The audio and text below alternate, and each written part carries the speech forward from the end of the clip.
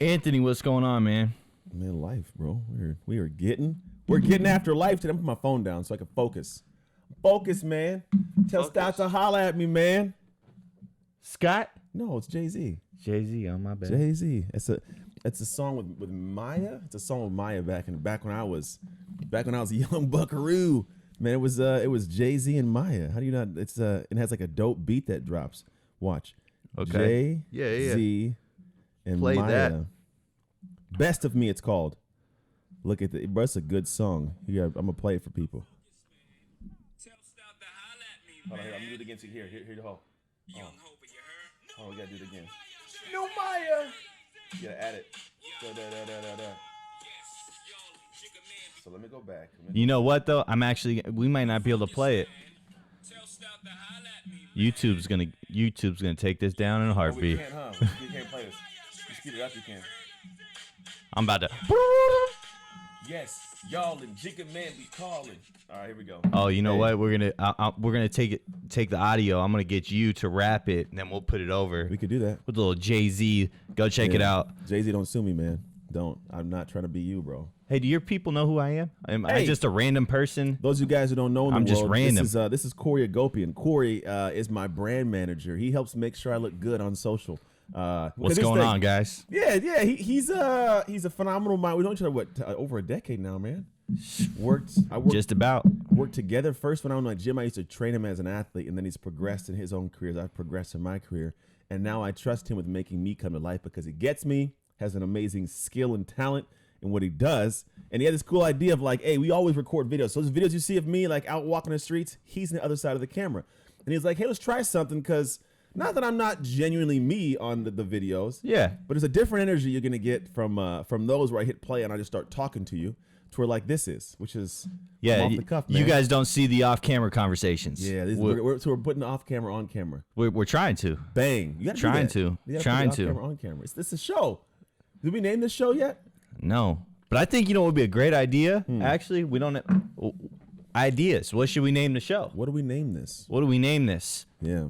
Yeah, we're probably going to, I got my chair squeaking on the wall. We're probably going to be dropping a whole show. Yeah. Like once a week, once every 2 weeks or so. Don't want to make too many commitments here. We do once a week. We could do that. Hey, you got to stay committed in life, Corey. Hey, man, I just don't want, once you say something on social media, I follow a lot of YouTube accounts that are like, I'm a Kentucky every week I'm going to drop a video. And I check back the week later and no video. Well, it may not be forever. But if we're starting this now, we're gonna do this for a long time. And if it stops, I'll let you know. Like, remember the 90s? I told everybody they're going to stop. And they stopped. As long as I let you know, we communicate, we're good. But it's gonna be fun, man. What are we talking about today? What are we talking about today? Man, we're gonna talk a little bit about life. I know, man, many of the times, man.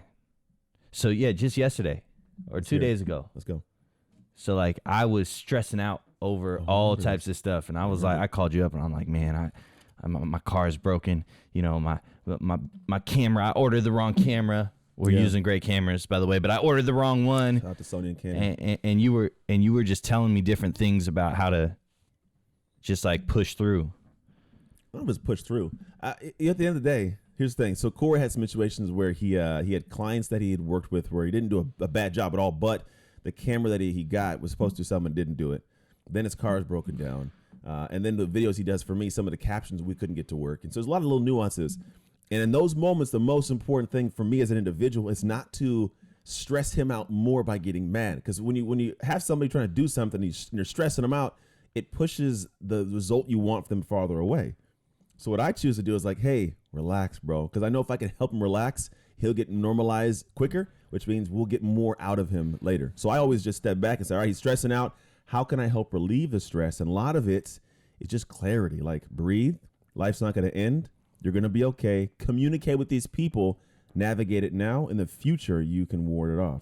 And that's how do you do that, though? Because, like, I just imagine, like, if I'm thinking of myself in your shoes, you get the right? share situation. That seems fun. I feel I got it fixed now. I just feel like every time I move, I'm ranting. But if I was in your shoes and I was hiring somebody, and part of me wants to be like, I don't care what you got going on. Like you said you would get this done, this done. How do you navigate that? Because you handle it well, like with me, but like how do you navigate, like you need to get this done and not applying too much pressure. Well, I think we're always looking at the here and now. Now, if there's one thing we've had a great community, so first off is communication. If me and you have a very specific communication, you assure me on something specific that it's going to be taken care of, and I cover all the bases, and you don't do that, then obviously it's your fault. But I always look at the relationship at all. Yeah. And so it's not like you have this job and it's just a business relationship. The people that will show up, like the people that show up for you, they'll show up if they feel like they're cared about as humans. Right. Now, it's not like some mental thing, like I'm going to make Corey, because, I want manipulation. No, but I genuinely care about you. So, right. I care about everybody I interact with. So because I care about them, I show up for them and I get on their side of the table. Like we're on a table right now, people. And if I have this problem in the middle, we have it, and you're on that side of the table, and I push to you and say, solve it, and sit back and cross my arms, the problem takes forever to get solved. And at the end of the day, there's this combatants, as opposed to like me getting the same side of the table with you and pull it in and say, hey, we have this problem because it affects us both. How can we navigate this? And so a lot of that is like understanding empathetically what you're going through, knowing your heart and integrity. I know you're struggling. It doesn't help to keep making you feel bad. I get that. And then from there, it's like, and then we communicate, and then what we do is now we learn, and then if it continues to happen, now we got a problem. But if it's not a common, like if it happens randomly, yeah, it's like an issue. Now, don't be wrong, emotions can fly up. You could do something that like we do maybe this whole thing right now, and we find out the audio's messed up, or the camera didn't record. Like, oh, you know what I mean? Like he's checking. I'm out here like the audio. Yeah, we're good. We're good. Right. And then at the end of that, I could be emotional, like, damn, that sucks. And then I can sit there, and in my immediate moments, what you got to do is choose, how do I make the next moment great? Like the next moment could be amazing or crappy. It's crappy if I keep weighing on and it sucks and it's heavy and I got to live with the crapness of it for longer. Or I say, okay, cool. How do I make this better? It's going to be an action in the opposite. It's like, all right, do I want to prolong the time to that action in the opposite to make things better? Or do I want that good moment to come quicker? If I want to come quicker, I do something now in the action of the direction I want to go. So it's like, all right, this sucks. Breathe it in. All right, let's fix it. And we do it again. Like that's just how I breathe and think. It's how I get so much more done, because a lot of people, things happen to us and we stay in that space for way too long, and it prolongs the time in that space because all we're doing is thinking about it, not how do I take an action out of this? Because at the end of the day, action changes and affects your physiology. Right. Like in your physiology will change your psychology. So if I take an action and changes how I feel changes how I think, so I can actually feel more positive, a little bit different at the end. Right. Yeah, I remember I don't remember exactly specifically what it was about, but I called you up and I was talking to you about something, and you've been training, like obviously you trained me for sports a while back, and you've had a gym and you've trained so many different people, but you were telling me to go out and just do different things, and like exercise was a big portion of that. How do you, like, is there a certain type of things that are more beneficial? Do you think it changes from person to person? Like what would you recommend to someone who's like, I can't seem to get out of this funk mentally? Yeah. Like if I was sitting here right now and I'm like, I'm in a funk, man. Funky mood. If you're in a funky mood, there's two things you do. One of them is think about Joy's like a gas tank, right? So when it gets low, you got to fill it up, and you got to go to like a Joy, gas station? And the Joy gas stations in our lives are other human beings who have a lot more joy. Right. You got to borrow the joy. Like if you're around people who are happy, they give you the bump. Like, come on, like, I don't want to. And they keep up. I don't want to. And it's like, all right, let's go for, all of a sudden you pack up. So part of it's borrowing joy. Secondly, it's not always taking an action that somebody else recommends I take. It's taking an action in an area that I know if I was in a logical space, it'd be fun for me. Right. So like we talk about working out, it makes you feel good. But maybe I don't like CrossFit because I don't want to be yelled at and puke and, like that may be my thing. Ride a bike. Go for a walk. But if I ask Joe and Joe says, oh man, you got to go mountain bike down, Lake Tahoe mountain. Like, I don't know, Joe, I'm gonna hit my face and bust it open. I'm even more than happy because I don't want to do that. Right. But if someone's, if I'm like, hey, I like to kayak, I'm gonna go get like a kayak, I don't know, making something up. Maybe I want to go stand up paddleboard. Like putting yourself in a different space genuinely helps you feel better because you have to mentally focus on it. Like really, we'll use stand up paddleboarding as an example. If I'm in a funk, I'm not saying I stand up paddleboard, but I can see it being beneficial because when you're on that paddleboard, you can't all of a sudden go from the paddleboard and be thinking about your problems because you'll be in the water soon.